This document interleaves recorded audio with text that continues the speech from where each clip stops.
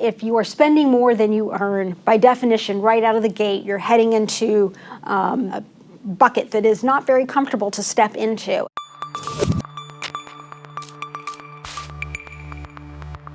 Hello and welcome. Today we're going in depth with founder and CEO of MoneyZen Wealth Management, Manisha Thakor. I'm so excited to have you here. Sharon, it's great to be here. What do you think are some of the biggest challenges people have when it comes to feeling comfortable with their finances? Well, I think one of the biggest issues is that we're not taught about it, and yet we feel we're expected to know. And so there's a sense of shame or embarrassment that you don't understand. And I think about parenting as an interesting comparison. Most of us aren't formally taught how to be parents, but as new parents, we have no shame about asking for help. And what I really want to do with my financial literacy advocacy work is encourage people to have that same sense of wonder and questioning about their finances as we do about any other area of life that we might want to learn about. In Integrative Nutrition, a lot of our students are starting out trying to figure out how to build a business, or what are some of the most common concerns or things that people need to think about when entering this new entrepreneurship realm? So the number one thing that affects entrepreneurs is cash flow. And so there are a couple of different ways to think about this. One is you want to make sure that you have a clear system for collecting what's coming in as you have clients, that you've thought about that so that you are not having what we call in financial speak, outstanding receivables, money that you've done the work for but haven't been paid for yet.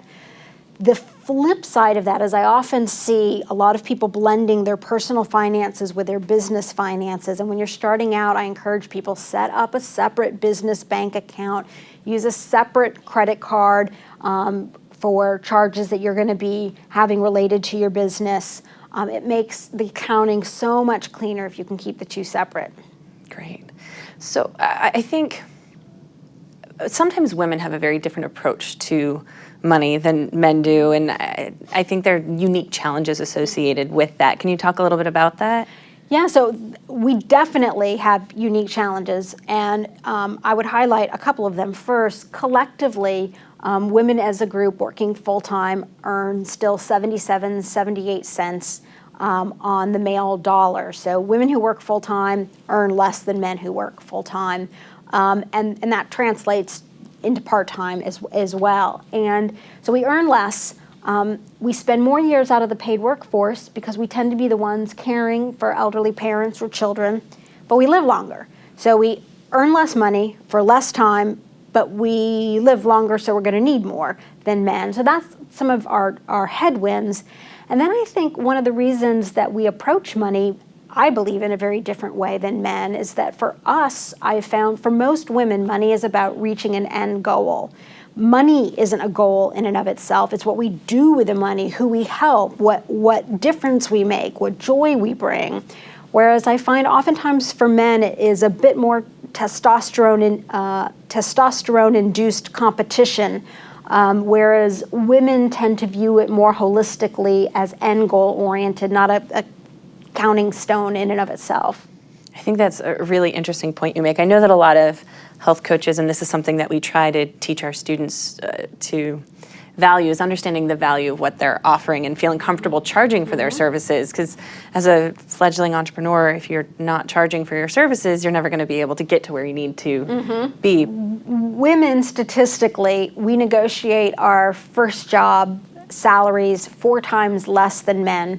As a result of that, over the course of our lives, we typically have half the retirement savings of men. So the point is, if we don't do it, we are leaving enormous value on the table.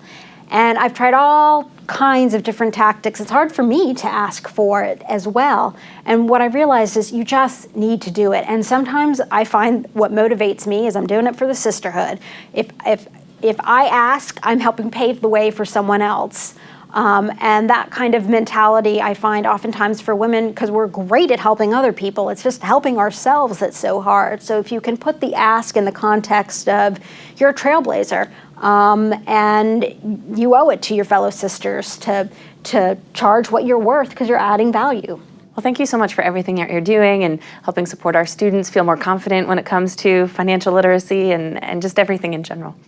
Thank you so much. It is such an honor to work with IIN. I love the work you all are doing. Well, thank you. And thank you, everyone, for watching. If you like interviews like these and you'd like to see more, subscribe to our channel.